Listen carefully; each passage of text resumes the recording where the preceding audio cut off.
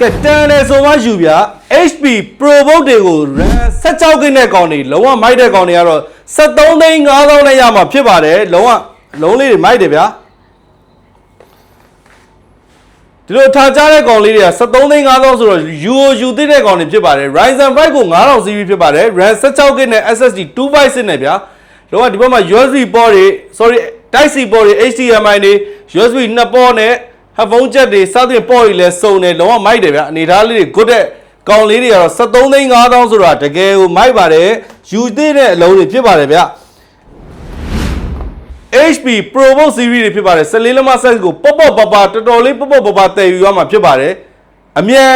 ရွေးဖို့ဖိတ်ခေါ်ပါတယ်ဗျာ15လုံးရောက်ပါတယ်အမျိုးတွေအကြိုက်လုံးဝစေးပါရောင်လေးနဲ့73,500 73,500 14သိန်းဝန်းကျင်ရှာနေတဲ့အမျိုးတွေအတွက်ဒီကောင်လေးလုံးဝယူပါ Full HD နဲ့လုံးဝ share ဗျာ